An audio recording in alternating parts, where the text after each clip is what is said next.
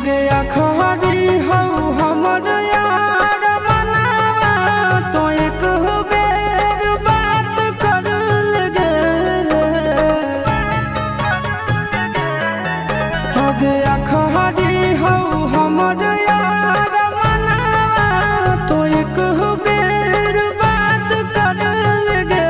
हो गे सुना यारवा हो भरती पटनवा में आके मुलाकात कर लेगे।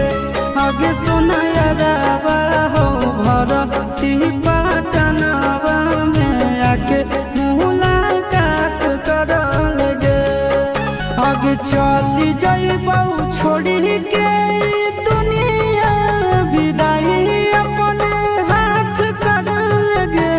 आगे सुना यारवा हो भरती पटनवा में आके मुलाकात कर लेगे। आगे सुना यारवा हो भरती पटनवा में आके मुलाकात कर लेगे।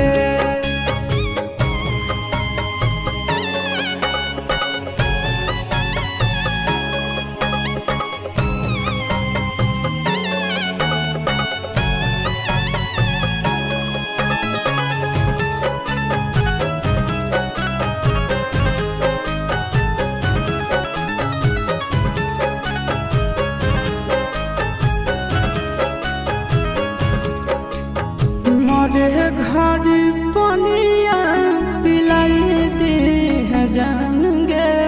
कफन ओढ़ाई दी है टूटत ही जब प्राण गे। मोरे घर पनिया पिलाई दी है जान गे। कफन ओढ़ाई दी है टूटत ही जब प्राण गे। आगे हमारा से तोरा जाती प्यार होता भेंट साक्षात कर लगे। आगे सुना यारवा हो भरती पटनवा में आके मुलाकात कर लेगे। आगे सुना यारवा हो भरती पटनवा में आके मुलाकात कर लेगे।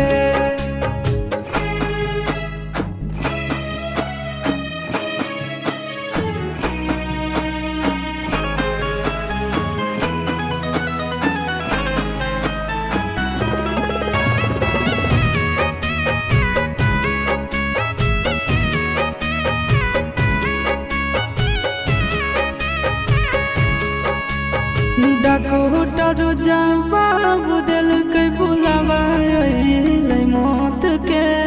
देखी के चेहरा जानू चल जाई है लौट के। डॉक्टर जवाब दिल के बुलावा मौत के। देखी के चेहरा जानू चल जाई है लौट के। आगे अमन आलम दिला आशीष नंदन से अभी विश्वासघात कर लगे।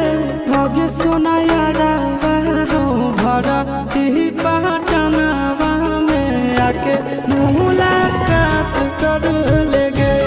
आगे सुना यारवा हो भरती